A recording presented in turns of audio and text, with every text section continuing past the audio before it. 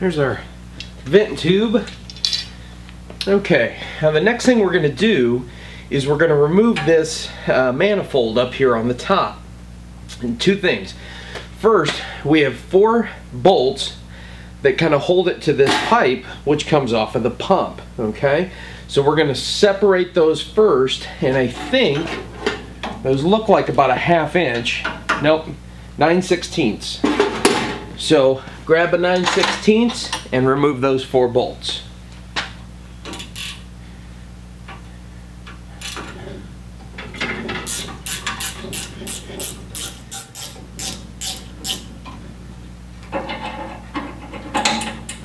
Okay, now those 4 bolts are out. The next thing we're going to do is we're going to take these bolts and nuts off of here to release this manifold. So it's a 9/16 on top and it's a 5/8 on the bottom.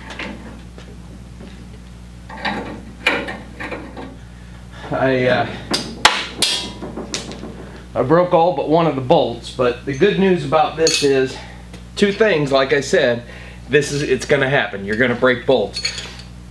The good news about breaking bolts inside, it's non-cosmetic. You're never going to see it, so you can just use whatever bolts you have on hand to throw them in there and hold it together. So now we've got this all loose and we're going to start separating it. We're probably going to have to pry this apart to get it to come loose, but we'll tap on it, we'll push it around a little, see if we can just get it to break loose all on its own here. That's coming. There it goes.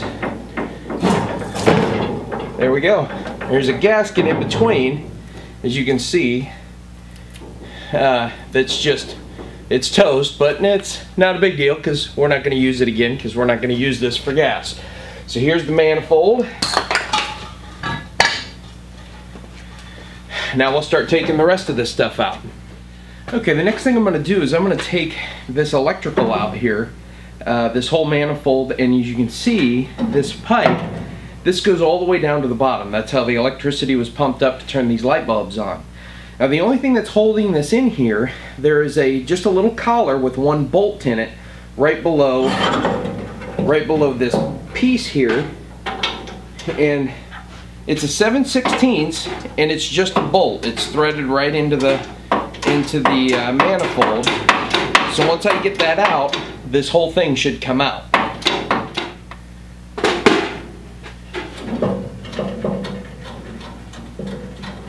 Alright, now that that's out, just have to fish this out. You can see this right here. There's another one at the bottom that we'll have to kind of weed through here to get this whole thing out.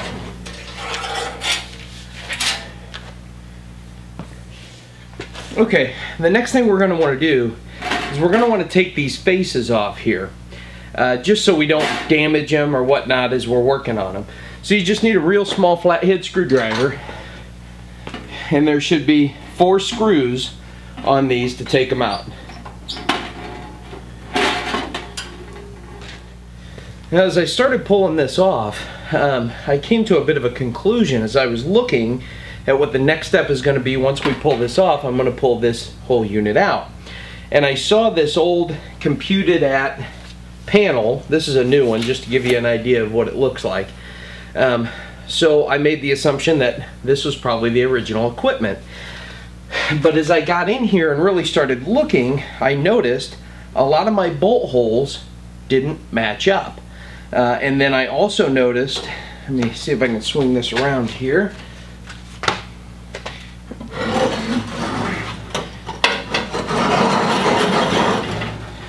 This bar has been busted off at one point in time.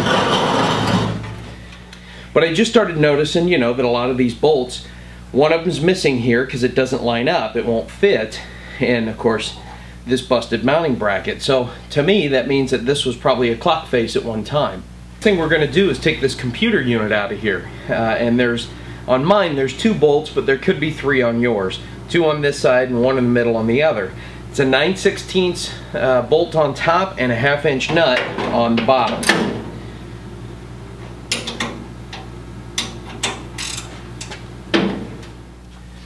Okay, the last thing we're going to need to do here is we've got this little bar right here that goes from the bottom of the computer to this pump, and that, of course, that's what spins all the dials.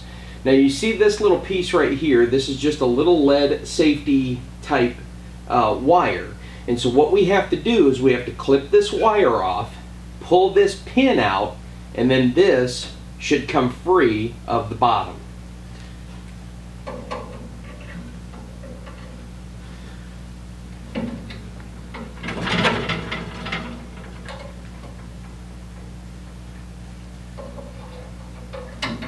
So now we got that loose.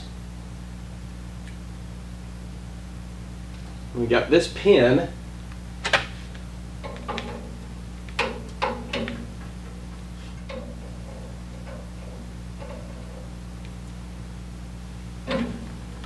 There's the pin.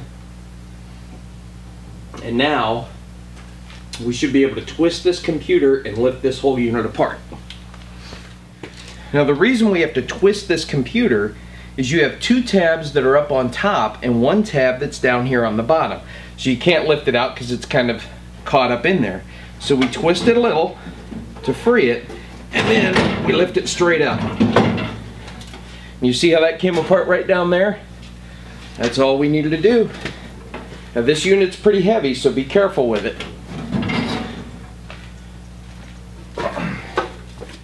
Well, that's the end of our 3rd part in our 4-part series on how to disassemble your Wayne 60. In our last video, we'll finish off the disassembly showing you how to remove the rest of the internal parts, including the pump and motor. We'll remove the lower sides, the railings, and the base of the unit. Now as you're working, if you don't have a copy of our catalog here, I highly recommend you drop us a line and get one. It's absolutely free, and as you start pulling your pump apart, you can see what parts you're going to need to replace, and you can circle them, or you can just highlight them like I do. That way you're going to have an ongoing tab of the parts that you need, so when you put your order in, it's all there for you. I'll tell you, there's nothing worse than putting your pump back together and realizing that you're missing a part. The last thing, if you look in our catalog and you see that there isn't a part in there that you need, don't panic. Just give us a call. There's a pretty good chance that we have that part, and it's just not in the catalog yet. We're in the process of redoing our catalog, and when it's done, you're going to see that we've gone from our old 120-page catalog to a 180-page catalog. That's how many more parts we have available. Also, while you're disassembling your pump, if you run into any snags, feel free to give us a call at 402-592-1710. You can drop us an email at diane@gaspumpheaven.com. Also, there's another easy way to reach us, and it's on our Facebook page, which is at facebook.com/gaspumpheaven. And there's no spaces in between there. You can also link to our Facebook from our website, which is at gaspumpheaven.com. Now, when you get to your Facebook page, make sure that you like us. Then, when you're on our page, go to where it says write something, type out your question,